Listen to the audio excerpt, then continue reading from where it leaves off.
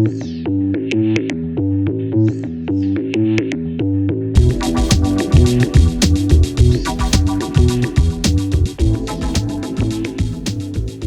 and welcome to another episode of Lost Like Mike. Thank you for listening, for checking in, hanging out with me for a little bit. Thank you for subscribing, for liking the videos if you're on YouTube, or commenting or liking on the different podcast platforms. I appreciate that. Please message me at lostlikemike@gmail.com. Don't mind the ambient noises. There's going to be some different sounds coming through. I've opened the windows to my office area to try to air it out, give it some, it's a nice breeze going. I have my little hoodie on. Got up early this morning. Went and picked up some drum parts. If you're just checking in for the first time, or you're not familiar with recent episodes, I have been putting together a drum set. I'm not a drummer per se. I come from a family of drummers, but I do have that itch to want to play drums and to it's fun if you've never sat behind a kit and just banged around and made noises, or sat in a drum circle with a conga or something, some kind of percussion instrument. It is fun. And I played tambourine on my live shows all the time, because it's me and a guitar player. So when I'm not playing rhythm guitar, sometimes I play some tambourine, and I've noticed that I've got a really good sense of rhythm, and I'm capable of sort of doing it, especially when you practice like a singing and playing the tambourine. Kind of, it's the sort of left hand not paying attention to what the right hand's doing, not having to. It's just they're on autopilot that you need to have if you're a drummer. So much respect to the drummers that I know, friends and family. But anyway, I drove to a neighboring town to pick up a couple cymbal stands, and they're real cheap. Low quality stuff, but the idea was I needed little parts of it, so I'm going to Frankenstein something together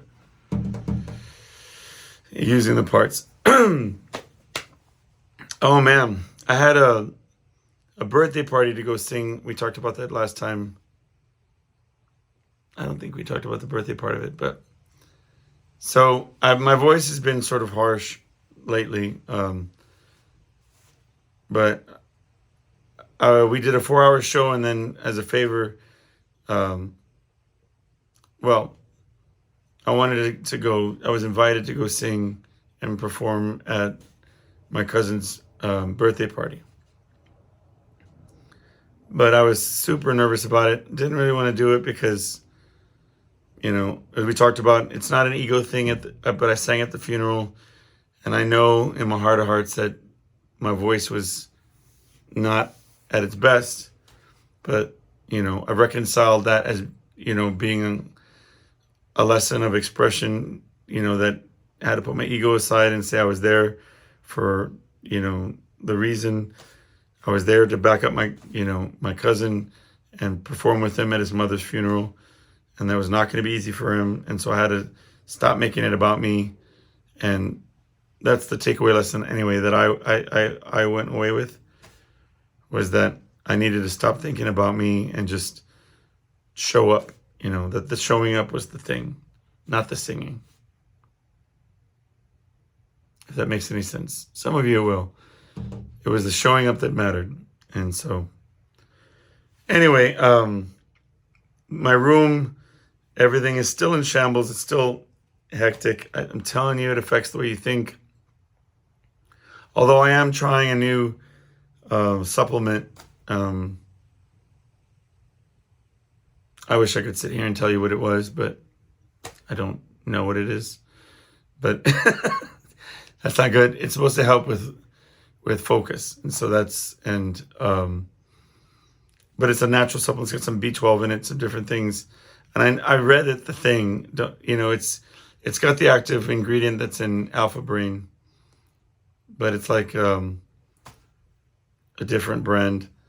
We in full disclosure, it was given to my wife for free, a full bottle of it, and I said, hell yeah, I'll try it, because I was planning on buying some alpha brain. It just beat me to it, so I'm trying it out, seeing if it helps. So far, yeah. I mean, I have this giant project at my day job, and I'm telling you, when I have something to do that's like creative and artistic, but at the same time utilitarian, like it has a purpose, man, I really enjoy it, and I lock in and I get excited about it. And I'm designing these things for my job, and putting together this packet, and it has maps and all this kind of different things. And but it's a little bit next level for me, like in terms of I'm challenging myself to make it really really efficient, really but I try to, there's limitations because it's not like unlimited budget. Not to my knowledge. I mean, I have the available resources that I have, but I also have the only certain programs, software programs, you know what I mean? Like, I don't have any sort of like Adobe Premiere, like any sort of graphic stuff, Photoshop kind of things. I'm just using what I have available, because I'm not in the marketing team or the where the advertising, where we do any kind of graphics or things like that. But but it is very fulfilling, and I'm enjoying it anyway. So the focus medicines kind of, or the attempting to use this focus medicine, seems to be helping, because I really lock in, and I didn't want to have any kind of distraction. I was just in it, and I came up for air every couple hours to go make copies or things like that. But yeah, I've done it like multiple mock versions, and I've kind of made improvements. It's a load of fun. I realize that throughout the podcast, you're going to be hearing like cars going by, wind blowing, rustling, probably some barking dogs, because like I said, the window's open. But I don't know, I kind of like it. It feels peaceful.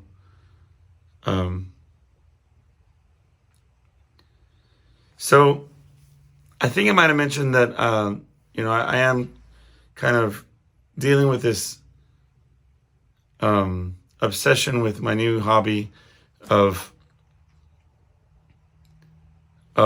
finding good deals,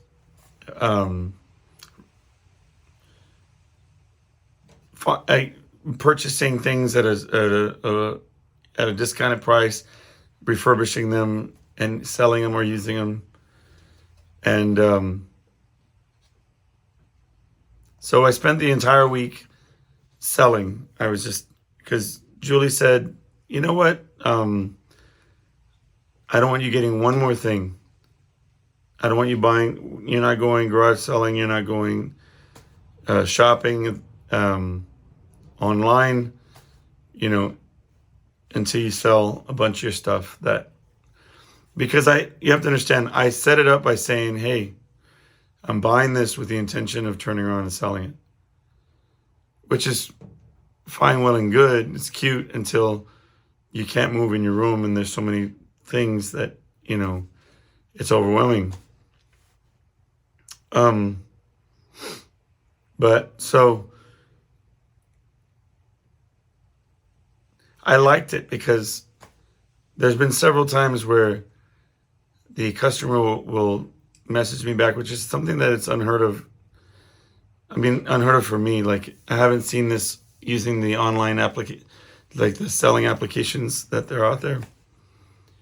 But on a couple of occasions this past week, um, people have reached out and said, like they bought whatever item for their kid, or and they'll reach out and say, "Man, thank you for the suggestion.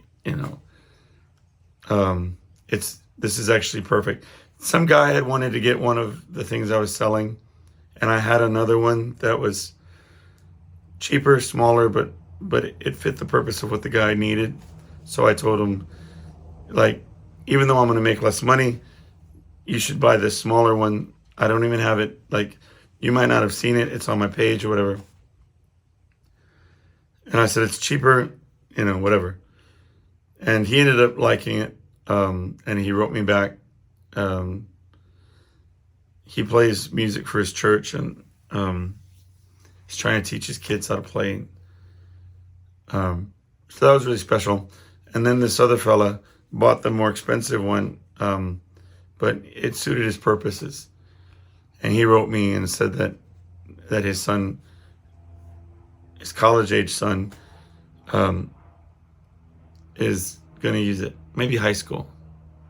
Either way, it would work. But I think he was older, but he's trying to teach him guitar. So anyway, the one was going to use it for an electric drum set. Y'all don't care about that part, but point being that he didn't need this big old guitar amp for an electric drum set. He needed a small little amp that he could throw on the clean channel and just use the volume, because that's all you need, right? Anyway, I've always had that philosophy that it'll bring you that kind of customers will come back. Anyway, so I sold those 2 items. There was a lot of strikeouts too, where the people flaked out and they said they were going to come over and they didn't show up. But it's a numbers game. I saturated my week with, I sold a guitar this week. I sold a suitcase. I mean, there's a bunch of stuff. And as a testimony to the amount of stuff I have, it's still cluttered. I still have a lot of stuff. But I have a thing that I want to build. I don't know if it would work, but I want to build a,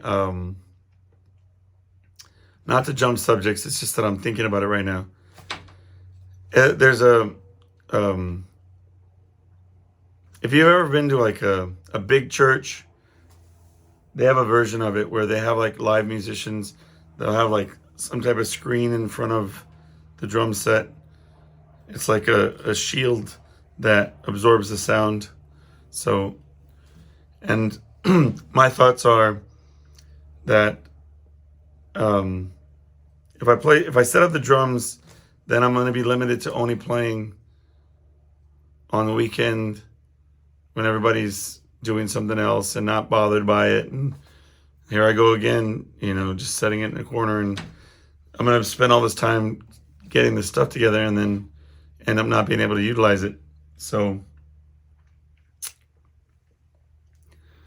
I'm thinking about building this enclosure that blocks the sound in. It has a roof on it. I don't know. It's like you buy one thing, or you start with one thing, like I want to play drums, right? For example. All right, cool. I'll buy a small drum set. And then you get a really good deal on the drum set. And then it's like, well, but it didn't come with cymbals, or it didn't come with certain hardware pieces. Okay, now we have to buy that. Well, when you set up the drums, you're going to be too loud. So where are you going to play them? Or you're trying to set them up inside a room. Now your room is cluttered. What are you going to do? So one thing always seems to lead to another, but because I wanted to build a shed in the backyard, I started looking up the DIY shed building. And then it's like my town needs the little city I live in, they have you have to get a permit over a certain, if you run electricity to it, or if you have a certain size. I mean, it's just like writing that book. It's like one thing after another after another. Next thing you know, you're trying to build a shed and soundproof an entire shed, instead of just building a drum shield or whatever. I don't know. We have to sort it out. And that's the truth of it, is we just have to think about it and figure it out. And I mean, I'm all over the place, and which might sound contradictory to the idea of having herbal medicine that's supposed to make me focus. But this is what focus looks like with me. I'm on it and I'm thinking about it.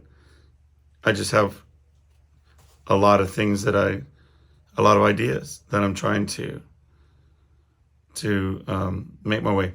The reason why I initially brought it up is because I have on my phone, I have an alert set up where it tells me every time somebody's posting something for free. And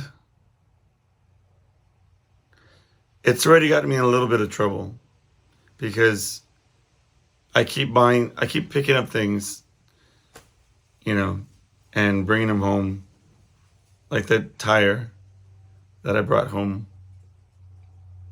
And she's convinced that I'm not going to use the tire, but if you're not familiar with that story, they gave away a tractor tire, and I ended up strapping it to the top of my car. And while I was strapping it onto the car, the guy went to get me a straps to put on, or to wrap the tire in, and I got the brilliant idea of trying to lift the tire by myself and putting it on top of the car. And I threw the tire into the side of my car, causing like a small dent and like a giant scuff mark. So I wasn't happy with myself regarding that. But I've gotten a bunch of like lawn equipment and stuff that they were trying to get rid of. But I'm always either working or having to go somewhere. So I'm always like, I see these opportunities. It'll be like a free workout equipment, or free, like, just please come pick it up. There was like an organ or a keyboard. And I'm like stuck at work, or I'm stuck at a show, or whatever it is. Anyway, it's not super healthy that I keep wanting. Well, maybe it is. Maybe it's fun, and maybe I'm just having fun doing things. If you're watching this on YouTube, I apologize about my background. I just have a makeshift area that I'm doing it in this week. I brought in one of my daughter's paintings, and it's not fancy, but it is what it is. I see a guitar strap and some birthday party decorations floating behind my head. Yeah, it's not really the best backdrop, but it is what it is. But I've been falling on a lot of really, really good deals. I ended up at a garage sale yesterday, and I found this one item. It's like a barbell set. It's from like a brand name like Nordic Track. It's like worth like $400. Brand new, it's like $400. Used, it's like $300, I guess, maybe something like that. But I bought it for like $25 because they just wanted it out of there. Like, they just needed it gone. Nothing's wrong with it. It's perfect. Works. But I'm actually probably going to keep that one, though, because it's really like a high quality little weight set, barbell set. It's the kind that you change the weight on it, and then it automatically changes the weight of the barbell. It's weird. But it's super helpful because I have free weights, but you have to sit there and take off the handles, change the weights to move up and down. Where this way I could just, you know, go heavy and then reduce the weight and then, you know, bang it out to the end or whatever. I say it like I work out all the time. I need to, but whatever. Once I get sorted out, right? That's what they always say.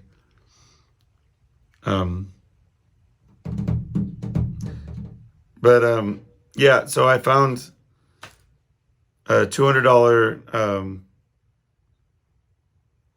bike rack. I've been looking for a bike rack to put on my SUV, and I found one that's like over $200, and I got that one for like $25.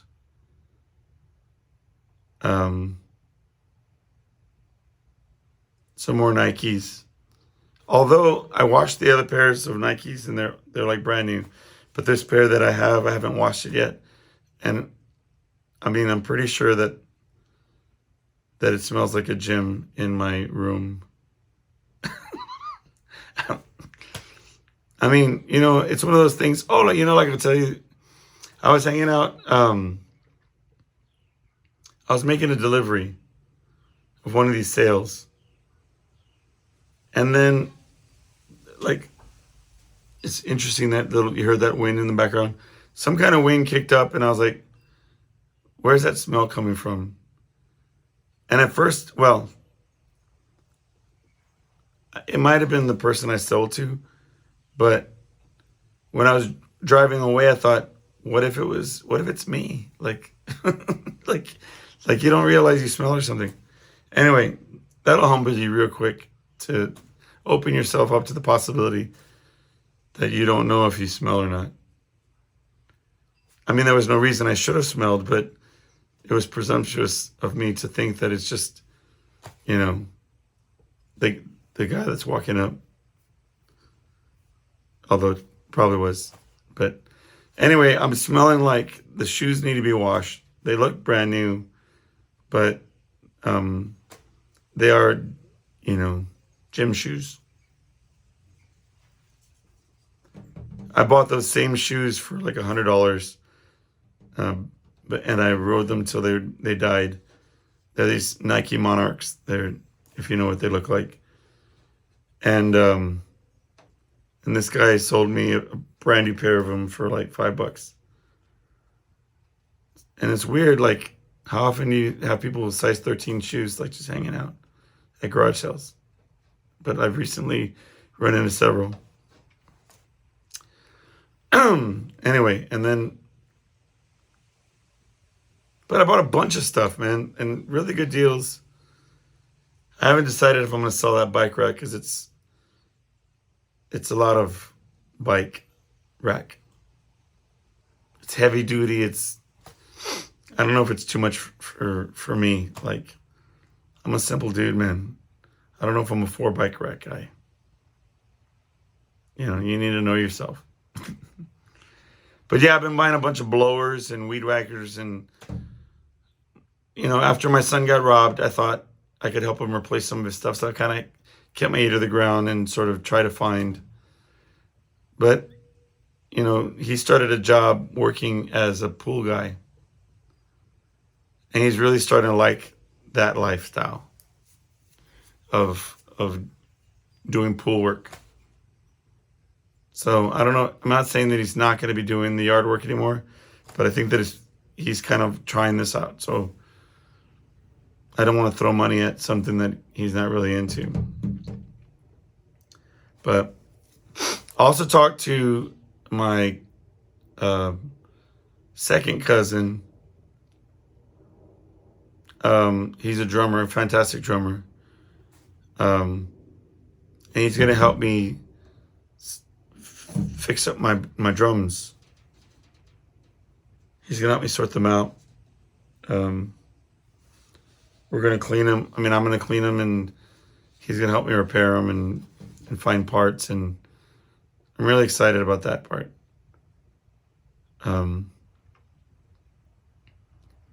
because it's silly. I've got this whole drum set here, and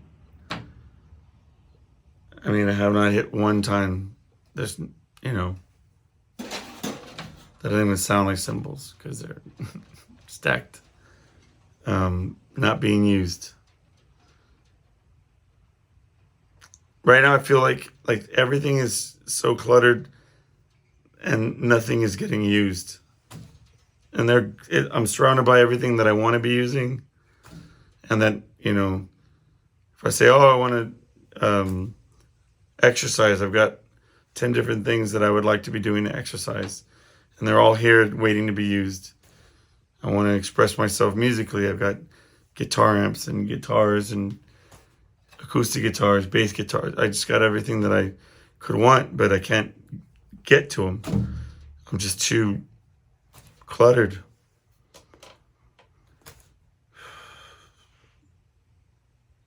I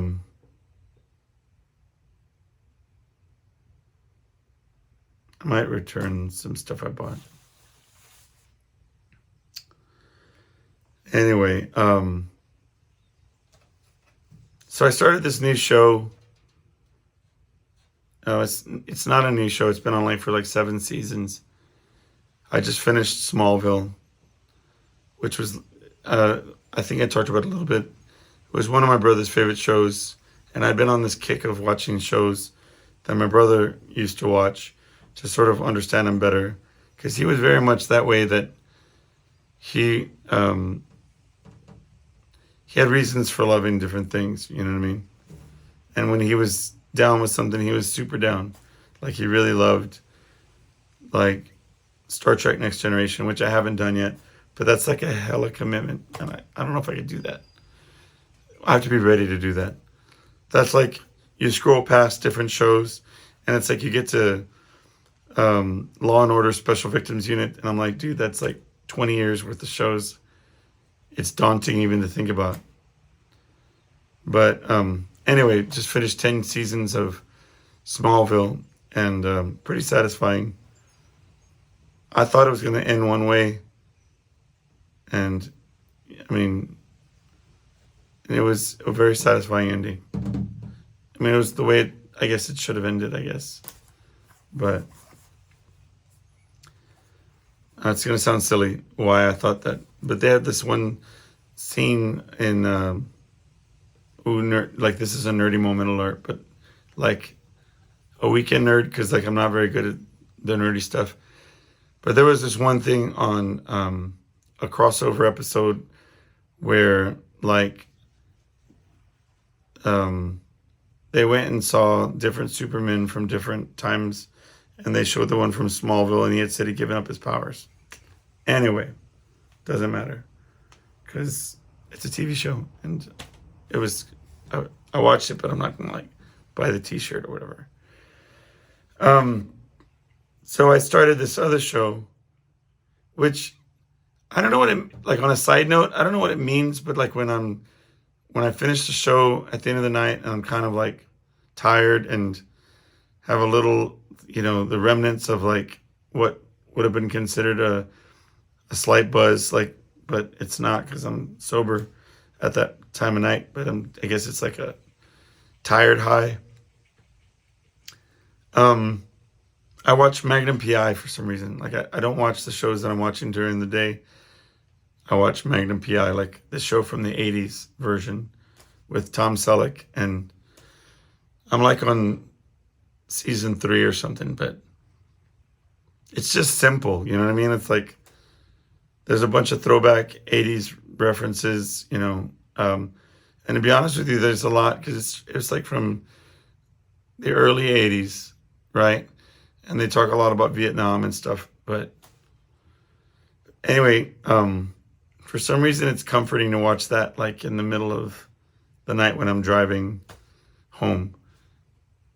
So also, I should stipulate, I'm not watching the show per se. I am trying to drive and be safe. But there's enough exposition that I can just let it be playing, and then I understand what's happening. They do a lot of talking, and they really dumb it down for the audience, where they're like, if you just put the gun down, well, we can talk this out, and oh, he's got a gun on him. Cool. And plus the music, there's like music that plays on, back then on shows. It was very much like this, when things were getting exciting, it'd be like building up music, whatever. Anyway, it's easy to watch it while I'm driving. Like, when it's a show, there's another show, like, we're at the segment of the show where I just really start going off about these different things, and I apologize. Maybe I need to take more of my herbal medicine. But there's a show called Lupin on Netflix about this French thief, and a lot of that show you have to watch, because even though it'll be an entire segment where he's busting out of these catacombs, or like he's stealing something, and you're having to watch how he goes about doing it.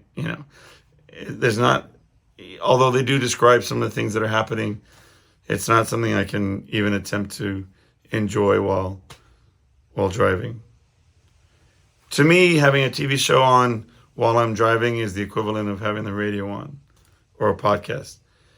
As long as I don't commit to looking down, and I just listen, and I'm like I just finished an episode where he was treading water and drowning. Like, he was treading water for an extended period of time because he lost his boat. And I was like, I don't have to watch him sitting in the water. I'm just driving, But anyway, I digress. Let me hop back to what I was saying. I started this show called Alone. It's on the History Channel. I think the platform I'm watching it on is Hulu. Basically, they drop 10 people off, and in the first 2 seasons, it's in this small islands around British Columbia, where the weather is just really just wet and rainy, but they drop the 10 people off at 10 different locations, each one out of the vicinity of the other. So they're just by themselves in one part of this really treacherous terrain. And they take like a certain amount of items that they select to take, like a tarp and a handsaw, or like this like knife kind of thing, and some type of cord or rope, whatever. And they're free to use whatever washes up on shore, or comes into their area organically, which is kind of depressing to see how many times like plastic bottles or like garbage rolls up on the shore. Sometimes I think it maybe like as a producer, like going, this guy's gonna die if he doesn't like find some kind of way to like hook a fish or whatever, and so we'll send him like some rope and let it float onto the ground, whatever. Anyway, but it quickly becomes more about, because they're all survivalists.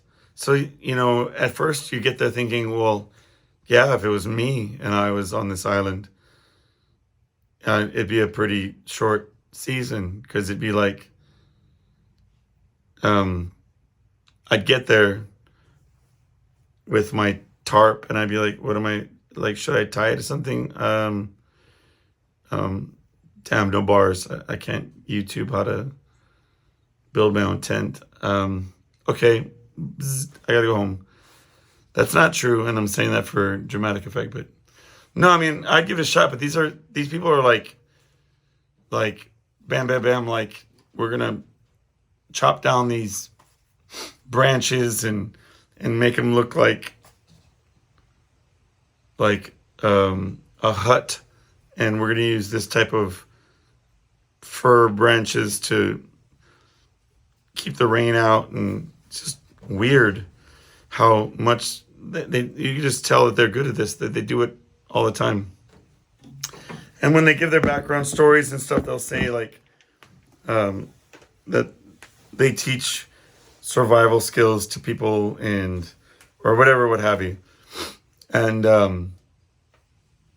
they all have like these tools to help them build fires and stuff, and quite interesting. I really like it. Okay, but you find very fast that it's the solidarity. It's the solitary aspect of their existence that's making it difficult. Solidarity is when you stand together with something. I mean to say that it's being the solitude is what is the difficult part.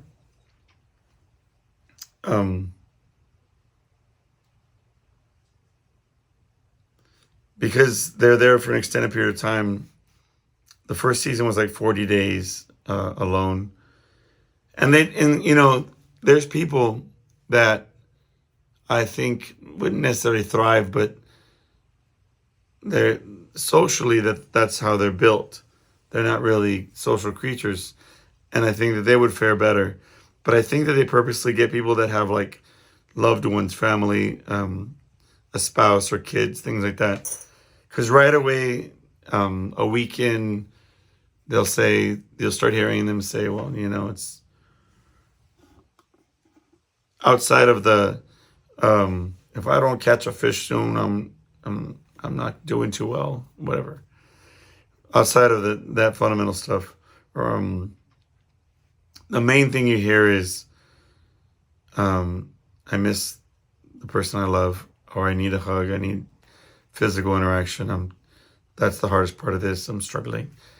And these are people that 2 weeks in, 3 weeks in, you're seeing them. Like on season 1, it was brutal. Like the rain was, I'm not, spoiler alert, I guess, but you don't know who's having these hardships, but the rain was so intense that they were having the fundamental things of like just building a fire was like difficult. Much less the keeping themselves dry, and then here comes the cold, and it was very, very difficult. The second season was more like, some of these guys were just really thriving, building the shelters really like with a lot of it looked really nice, like really well done. It looked they talked about it being more like less survivalist and more just wilderness living. You know what I mean? But I discovered that I can only watch. I'm gonna have to watch like a season, and then I have to set it aside. Right now, I just set aside. Because I discovered this by watching 2 seasons back to back. And the one thing I found was that, like, there was this common thread or common feeling that because they have to tote around their own video equipment and sound equipment so they can record themselves doing commentary while they're doing their business, like fishing or whatever, building their house. They have to sit there and be like, oh, this is me, or what I'm doing here is, etc. And then sometimes they would just do recaps and sit down with a camera facing them and be like, just sharing their story or saying their bits. And I started feeling like there was the commonality between, what I do once a week, coming here and talking for an extended period of time. And really kind of putting a spotlight on the lack of social interaction that I have, of quality social interaction.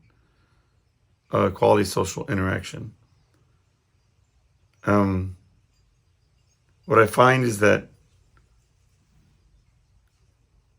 I could list out the times that I talk to people, and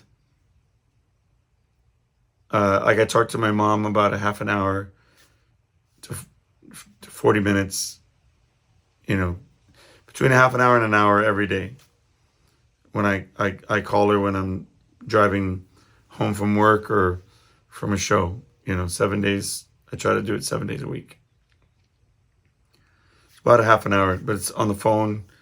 And for a while I couldn't go see her because she would have COVID restrictions on her at her senior home.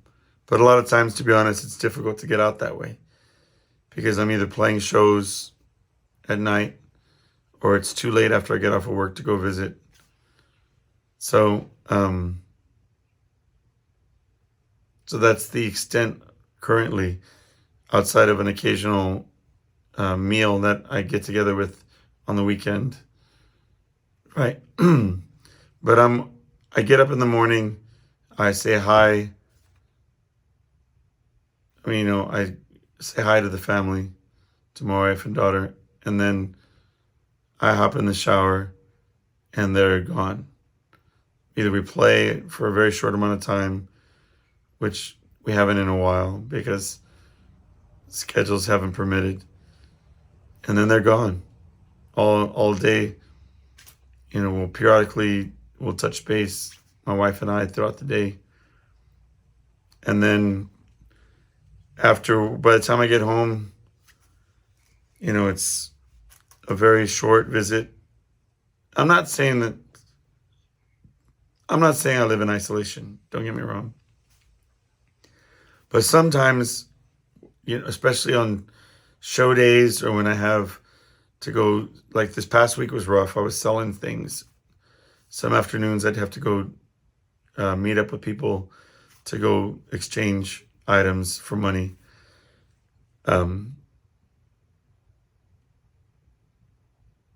And I wouldn't see them at all during the morning when they'd have to leave early. It was just getting to be a lot. And so even though I talk to them, I could go several days and feel like I don't have interaction with people. Like at work, it's very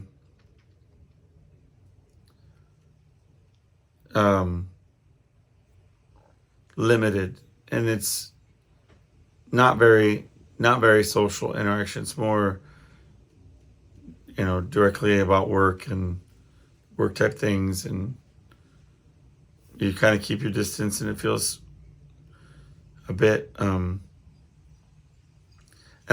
like just a bit not stale, but just you're not like I'll go in the morning around the different desks to make sure everybody's okay, that there's nothing crazy happening on the horizon, and sometimes I'll share a story or two, but I don't know. I think I need more social interaction, more one-on-one time, maybe more date nights or just the show makes me feel a lot of those feelings because sometimes I'll sit here and I'll talk about what I did over the week and I'll realize that I haven't really spent a lot of time with my loved ones. Like, I felt bad on the other day. My son was getting off of his job, but he didn't feel really well, and I didn't feel well. But I was in his area, and we talked about getting together for a meal, and I was driving towards my house, and I hesitated, and because the first time he was like, I remembered he was sick. He said he wasn't feeling well, but I thought either I'm going to give him what I have or he's going to give me what he has. And I thought it might not be the best thing, but it's been a while since I've hung out with my son, so I should have just done it. You know what I mean? So I was kicking myself for a good couple of days about that. Because then it's not like cats in the cradle, but like here comes Friday and I'm like, let's go out to dinner. And he's like, I've got things that I got to take care of. Wish I could, but I can't. It's like, damn. But so I missed the opportunity early on.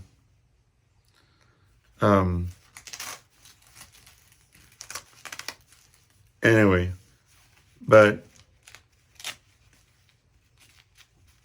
oh, by the way, kind of like to go back to the original topic that I was saying earlier, I did end up singing, but I think I sang pretty well, considering I sang for 4 hours, and then I sang at the birthday party. I just did all this stuff. I drank like water, like 32 ounces at a time in the morning, gargled salt water. I mean, I really went hard on it. I've got to sing again today, and I'm already feeling a little raspy, so I'm about to go drink another liter of water and gargle some salt and see where I'm at. I've been looking at this room. Maybe I'll figure out something to do with it. Redo it somehow, make it better, more efficient. Get rid of some more stuff. And then to round it up about the show, so I'm going to watch a season of it.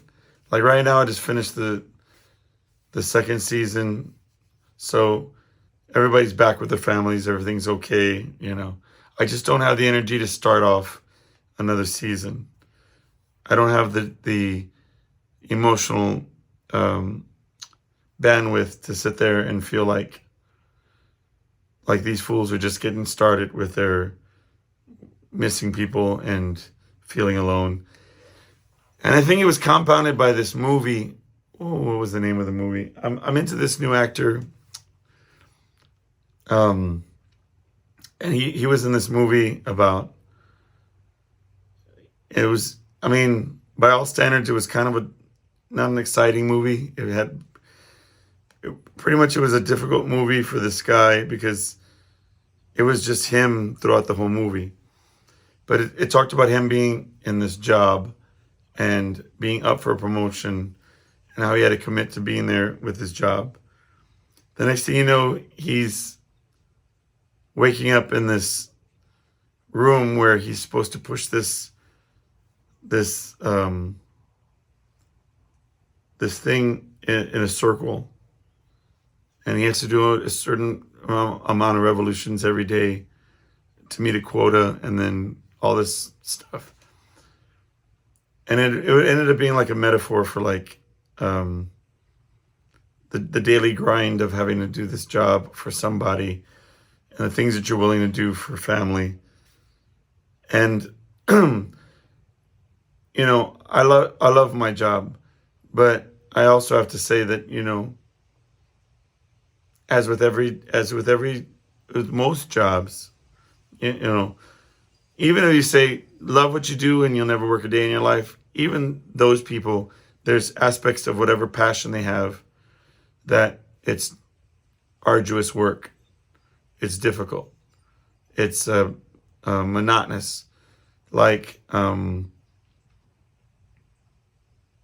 know, a painter having to, I watch this one artist and he has to sit there for 10 hours just slowly adding layer after layer of small fine hair details.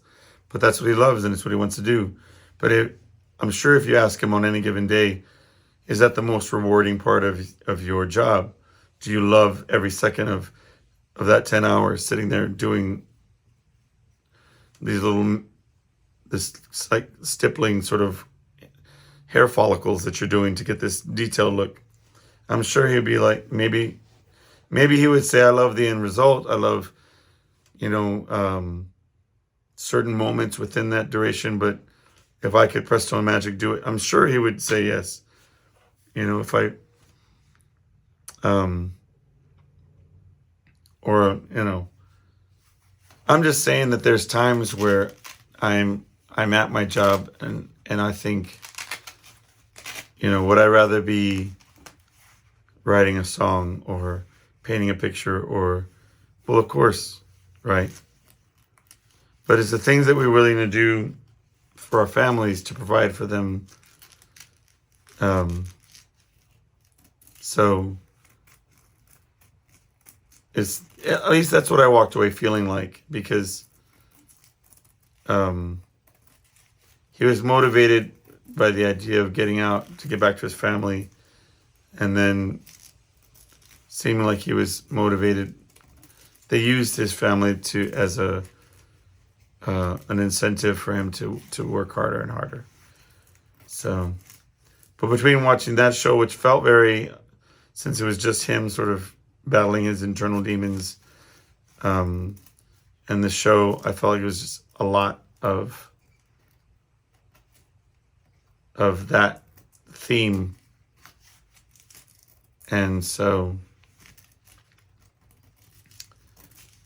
I rather take a break from it and watch a comedy or some other kind of. Right now, I just started the movie with Nicolas Cage and what is his name? Nicholas Hunt, or where he plays the Renfield. I think it's called Renfield. Jesus. Anyway, so far it's cute. It's funny, and I thought it was really well done as far as like the beginning seemed, where they show like the old, it looks like a black and white footage, and Nicolas Cage is just being himself, full on. I enjoy that.